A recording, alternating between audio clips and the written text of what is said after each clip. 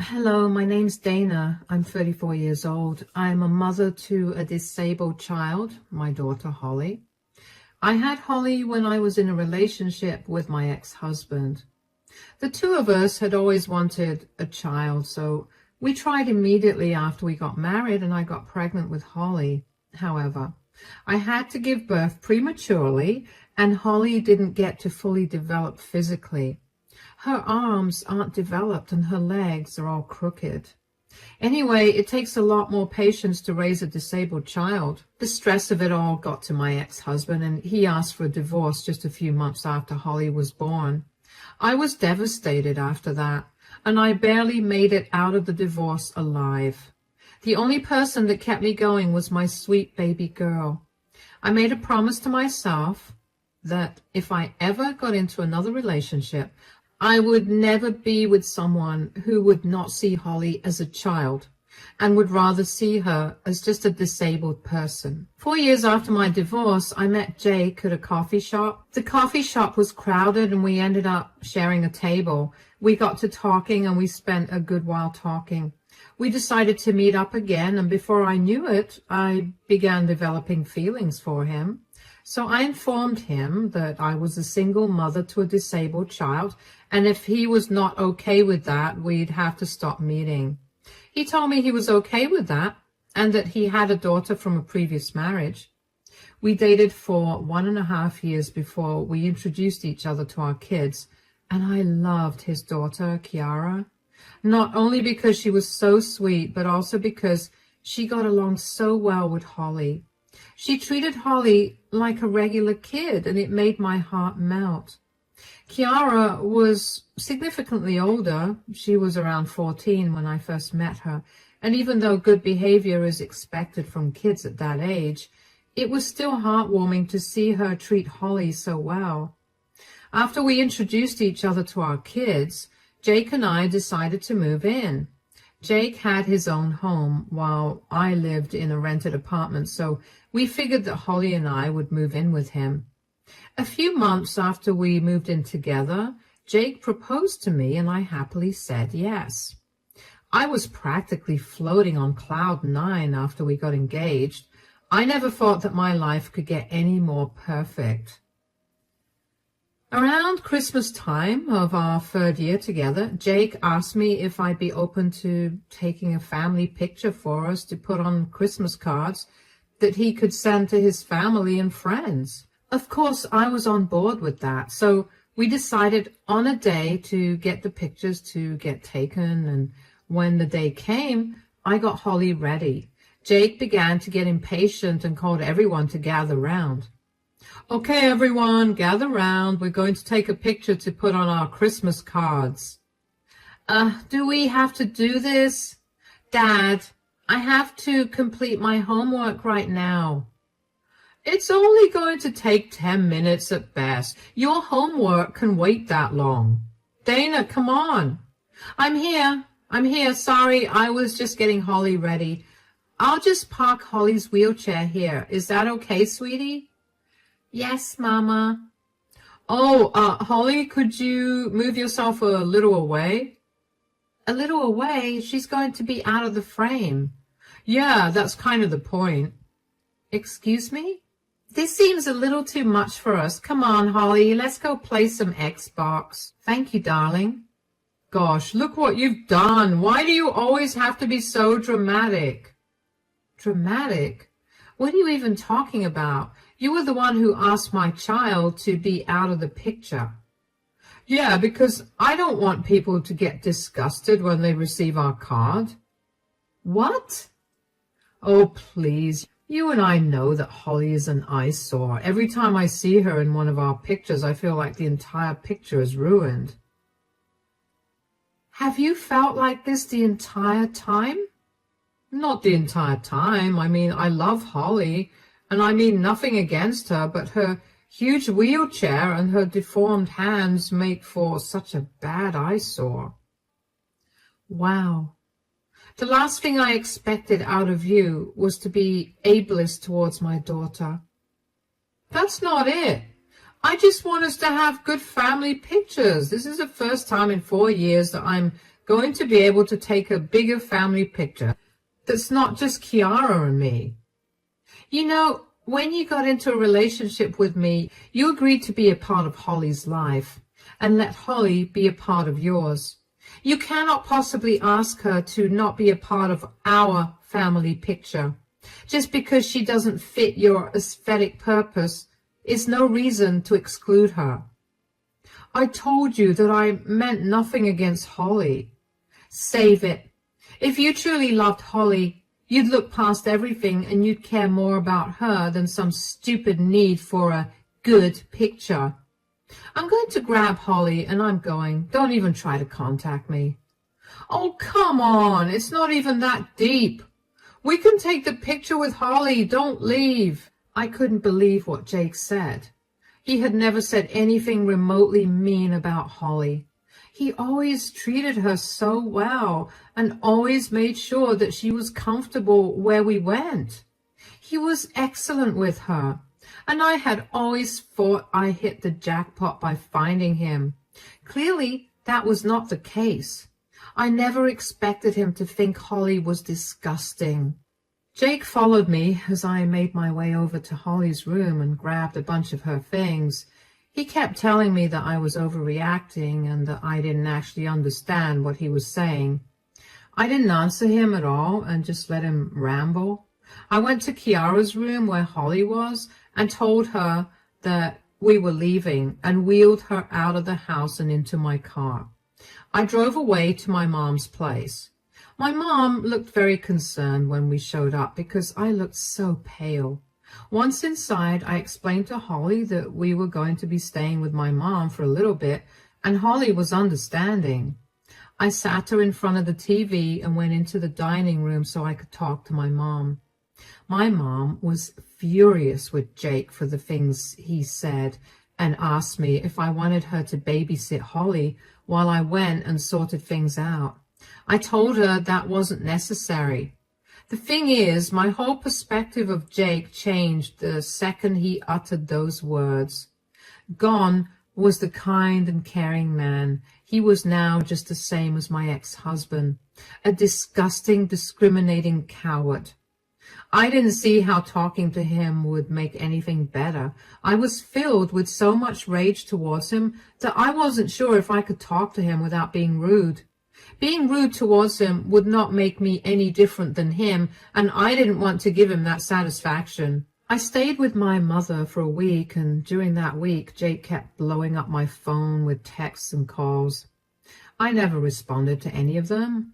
I may have calmed down a little over the week, but I was still beyond angry at him. But then, one day, Jake's mother, Sherry, called me. "Hi, sweetie, I hope I'm not disturbing you." No, I just gave Holly a bath and now she's watching TV. That's good to hear. I just called you because I needed to ask you something. Yeah? What is it? Have you broken up with Jake?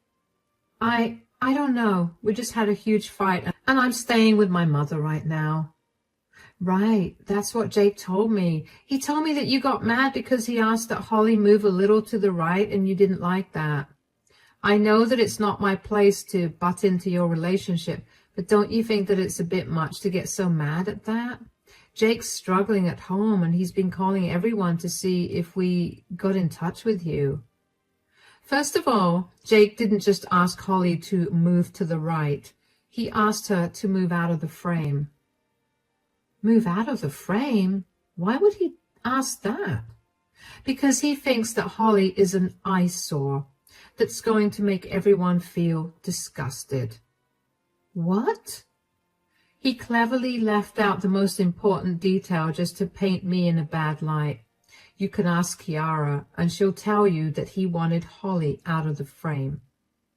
Oh my God, I'm so sorry that he said that. I never expected him to think that way. I never even raised him to think that way. I don't know where that came from either. He had never once displayed any signs of dislike towards Holly, especially over her disability. He used to always speak so highly of her whenever he met us. Or actually, now that I think about it, He was always bragging about how much care he took of her. Care? Oh no, he never took any care of Holly. We both decided from the start that we'd each only parent our kids and never the other. Oh, I had no idea. You know what? I'm going to do something about this. What do you mean? Because if you think that yelling at him or even just talking to him is going to change his mind, I don't want it. After talking to you today, I've realized just what a liar Jake is, and I don't want him to be a part of my life anymore. I'm fully on your side in this, but I don't plan on yelling or talking to Jake. I have a better idea. Just trust me, and don't break up with him as yet. But what are you going to do? Just hang in there. I'll call you in a few days and I'll let you know. I'm so sorry for assuming the wrong thing, by the way. But thank you for telling me the truth. You have nothing to apologize for. Jake was the one who manipulated his words, so it's okay. Take care until then. Bye. That phone call from Sherry was even more of an eye-opener for me. Clearly all the things that I thought Jake did for Holly because he loved her were not done out of love, but rather as a means for him to show off. The thought of that only made my anger flare up. The same girl that he was bragging about was too ugly to be in his pictures. The sheer audacity of that man to do that. And aside from that, he also conveniently left out what the fight was about. When I heard Sherry tell me that, it took everything in me to not be mean to her. She did nothing wrong to me. In fact, she was wonderful. She and I got along really well, and Holly loved her too. I knew that Sherry was only acting on information that Jake had given her. Jake knew how well Sherry and I got along, and I didn't know if this was his way of ruining our relationship. Given everything that happened, I wasn't too surprised that he'd be capable of doing that. What I didn't expect was for Sherry to be so on my side that she'd be willing to teach Jake a lesson for treating Holly so badly. I didn't understand why she felt so intensely about the issue as I did, but I chalked it up to her being a good person and someone who advocated for the disabled. While I was right about that, I didn't realize just how personal this issue was to her.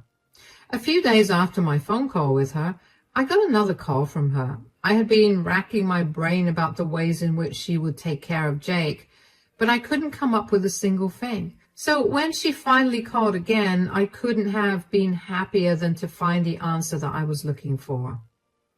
Sweetie, are you free right now? Yeah, why? Hold on, my mother wants to talk to you. Your mother? Why? Is everything all right? Yes, nothing to worry about. I was just telling her about what happened between you and Jake, and she wanted to talk to you. Oh, yeah, of course. I don't mind talking to her. Hi, darling. I'm Sherry's mother and Jake's grandmother. My name's Emma. Hi, Emma. My name's Dana, and Jake is my fiancé. For now, at least. Sherry was just telling me about the mean things that Jake said. I'm so sorry that Jake said that. No, you don't have to apologize for anything. If you don't mind me asking, what kind of disability does your daughter suffer with? Well, she didn't get to fully develop in my womb. Her hands didn't develop, and her legs are crooked. She'll get into braces soon, but the doctors did tell us not to hold out much hope for that. I understand that. It must be really hard for you to see your child not getting the same treatment and opportunities as everyone else. I can't even begin to express how much that hurts. And hearing Jake say the same things that you know your daughter is going to hear in the future must have stung. Yeah, I want my daughter to grow up in an environment where she feels loved and accepted for who she is. I already know she's going to face a lot of issues in the future, so at the very least, her home should be a safe place. And if Jake himself thinks this way about her, then I'll never be able to give my daughter that. You're an amazing mother. I wish my parents were even half as kind as you. What do you mean? Polio took away my ability to walk, so I'm disabled now, which is why I wanted to talk to you. I made sure to raise my kids to be nice towards everyone, and my kids have done the same to their kids. I couldn't fathom why Jake would say something like that. I wanted to ask you if I could meet your little one. Oh my, of course you can. I'm sure she'd feel wonderful when she sees someone else who's just like her. I'm sure she'll feel that way too. Lord knows that I wanted that when I was younger. I'm hosting a birthday dinner for my 87th birthday this weekend. Why don't you two drop in? Oh, are you sure? I don't want to intrude on a family gathering. You will not be intruding at all. Just don't tell Jake anything. I'm going to humiliate him, and he's going to be crying for forgiveness. I've had a lifetime of discrimination and bullying because of my disability, and I'm not going to let someone in my family do to a child what I had to go through. Thank you so much, Emma. This really means a lot to me. Of course, sweetie. Now, I have to go take a nap, but take care of yourself. I can't wait to meet you. I can't wait to meet you either. Take care. I couldn't believe that I didn't know that Jake's grandmother was alive. You'd think it would come up in some conversation during our 3 years of being together, but it never did. It's even more alarming because Emma was disabled, and that would have been a great way to engage with Holly. Regardless, I was just glad that Jake's family was so much better than him, but the fact that they seemed to care more about Holly than Jake did, without even knowing her that well, made me incredibly sad. Why didn't Jake just talk to me about his feelings instead of stringing me along this way for so long? That's something only cruel people are capable of. When the weekend came, Holly was practically buzzing with energy. There was nothing Holly loved more than dressing up and going to a party. I didn't tell her that Emma was in a wheelchair just like her because I wanted her to be surprised when she saw Emma. I was sure she was going to be really happy to see someone who was older in a wheelchair just like her. When we got to Emma's house, one thing was clear. Emma was made of money. We pulled into the driveway of the fanciest house I've ever seen, and I had to double-check that I was at the right address. Anyway, Emma and I made our way into the house, and I was immediately greeted by the sight of a pretty big number of guests. None of them noticed me. Only one of them did. Jake. Jake's face paled, and he started trembling when he saw Holly and I there. He quickly made his way towards us. Dana, oh my God, what are you doing here? Why do you care anyway? Can you not be difficult with me right now? I haven't heard a word from you for a week, and now you just show up to my grandmother's birthday dinner? Do you have anything to say for yourself? I don't have to say anything. You are the one that needs to apologize. How did you even know about this dinner? She knew about it because I invited her. Hi, Dana, darling. How are you? I hope you didn't have much trouble finding the house. I'm doing good. And no, I didn't have any trouble with finding the house. How are you? I'm great. I barely feel like I'm a day over 60. Happy birthday, by the way. Holly, sweetie, wish Grandma Emma a happy birthday. Happy birthday, Grandma Emma. Oh, thank you so much. You're such a pretty girl, Holly. And you look just like me, but, older. Holly. Oh, it's okay. She's only speaking the truth. Okay, sweetie, we can hang out some more in 10 minutes. For now, you can go play with my great-grandkids. Don't worry about taking Holly there. I'll ask Sherry to take care of that. Wait, Grandma. How did you know about Dana? I heard the two of you got into a huge fight the other day. Dana, you told my grandma about it? Does privacy mean nothing to you? Sorry, didn't tell Mom. Dana didn't tell Mom, but she told me only because I asked her. But imagine my surprise when I found out that you purposely twisted your words to make her be a bad person. Look. No, you look at me, Jake. You know firsthand how I feel about people making fun of or treating disabled people differently. You know how I've been very adamant about all of you being empathetic towards the disabled. So to hear that you were so blatantly rude to a child, that was beyond shocking. You can't force your values onto anyone, and what goes on in my house has nothing to do with you. Don't you dare talk to your grandmother that way. No, you know what? I'm sick and tired of being the bad guy. You wouldn't be the bad guy if you just behaved decently. I did. I didn't even once imply that I hated or disliked Holly. I just didn't want her ruining the picture. That's not even hurtful. You're right, it's not. And that's why today we're all taking pictures without you, because we don't want a man with a mole on his face in the pictures. That's unfair. I can't change that. Did you think that Holly was capable of changing her disability? That's not the same thing. You're right. Having a mole doesn't mean that you're going to be treated differently. But do you know what guarantees that? Having a disability. I don't want you here. You deserve no place in this family. What? You can't kick me out. This is my house, and it is my birthday. No one is going to go against me, so leave. Come on, Dana. I want to spend more time with you and Holly. Jake looked at Emma as if he had grown a second head. But Emma didn't pay him any mind. Instead, she grabbed my hand and made me follow her along to where Holly was. I heard later on that Jake made a big fuss about not leaving, but eventually his siblings kicked him out. Jake did not leave without cussing the entire family out for their weak-minded opinions. No idea what that means, nor do I care about it. Emma, Holly, and I ended up having a good time that night. Emma got along really well with Holly and kept telling her stories about all the crazy things she'd done. Holly was more amazed that Emma could do all of those things while in a wheelchair than the fact that Emma had done such crazy things. Sherry came up to me when she managed to get me alone and gave me a big, warm hug. She apologized for Jake's behavior and thanked me for giving her a chance.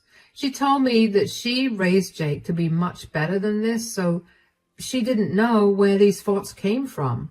I mean, I imagined that growing up around someone who was disabled would make one more empathetic towards the disabled, but in Jake's case, it went the complete opposite way. Jake's siblings and I also got to talking. We had briefly met each other a year ago, but we didn't actually get to talk. They were all such lovely people who practically showered Holly with kind words. How Jake was related to all of them is beyond me. The dinner went really well, and I felt happy for the first time after Jake and my big fight. Both Holly and I went back home with the biggest smiles on our faces. But that joy did not live very long. Just 2 days after the party, Jake came over to my mother's place and began banging at the door and yelling for me to open up. I quickly put my mom and Holly into one room and told them not to come out unless absolutely necessary. I took a deep breath and opened the door. I didn't even get to say a word before Jake started yelling at me. Did you have to kick me out of my own family gathering that way? What in the world are you talking about? Don't act all coy. You know that you did that on purpose. What did I do? You purposely painted me in a bad light. Now none of my family wants to speak to me, and I've also been taken off my grandmother's will. Do you know how much I was counting on that? Why would you blame me for your disgusting ideas? It was one picture. You could have just talked to me about how you felt instead of ratting me out to my family. I did tell you that it wasn't a nice thing to say. You told me that your ideal picture was more important than my feelings. Oh, you've ruined my life. I knew that being in a relationship with a mother of a disabled child was a bad idea. Who asked you to be with me? I warned you clearly when we first started dating that my girl would be my priority, and if you did anything to hurt her, we'd be done. I didn't know how intensely your family felt about the disabled, but I'm very glad that they do, because it shows me that you're the only one with disgusting values. I'm going to make you pay for what you've done to me. What do you want me to pay for? A lesson in ethics and morality? Because I hope what's happened here has been enough. You're impossible. You need to talk to my mom and my grandmother about this. Tell them you are lying and get them to talk to me again. I don't have to do any of that. I did not lie, and they're angry at you for not only saying disgusting things, but also for lying to them. You started this, so you can finish it yourself. Goodbye. Nothing felt more satisfying than slamming the door shut in Jake's face. Jake looked stunned when I told him that he was at fault for what he did, and I don't know why either. How much self-awareness and common sense do you have to lack to not see what you're at fault in? Jake kept ringing the doorbell to get me to come and talk to him. I simply told him through the door that if he continued to remain on my mother's property, I would call the police. He left pretty quickly after that. Good riddance. Needless to say, the engagement got called off. Jake and I broke up and things went back to normal after that. The only change was that Sherry and Emma became a new constant in our lives. Emma and Holly pretty much became best friends, and Holly always asked to go over to Emma's. It was so heartwarming to see Holly feel like she wasn't different and to see her in her element like that. Sherry and I became close too. She was a lot like my mother, and it felt comforting to be around her. Jake was actually cut off from the rest of the family. Sherry told me that while it hurt her to do that, what hurt even more was to see Jake have such views even after being around a disabled person all his life. I understood her pain because I too lost someone I loved so much. The last thing I expected was a partner who was ableist. Turns out it wasn't only Sherry and Emma's side of the family that cut Jake off. Jake's daughter, Kiara, also decided that she was done with her father. As soon as she turned 16, she moved in with Sherry. Jake never tried to fight for custody because he thought that Kiara was also brainwashed with his family's ideals. I can't believe that I had ever loved him, but I was glad that I got to spend more time with Kiara and that Kiara and Holly got to be with each other again. I only had to meet Jake one more time after we broke up, and that was only to move my things out of his house.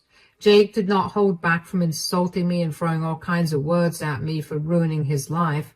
I barely paid him any mind, and that only angered him more. It got to a point where he lunged towards me, but thankfully I saw him coming towards me out of the corner of my eye and moved out of his way.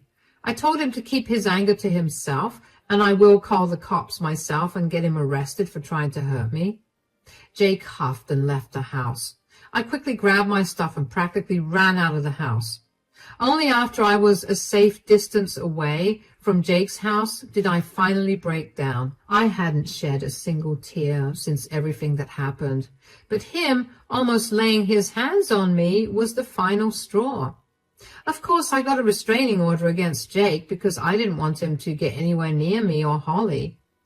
Sherry and Emma were furious when they heard about what Jake had done, and only reached out to him to let him know that if he tried anything more, they were going to contact his uncle, who was his boss, and they would get him fired. Jake was silent after that. It's been a wild ride so far, but I finally got my own place, and Holly is happy.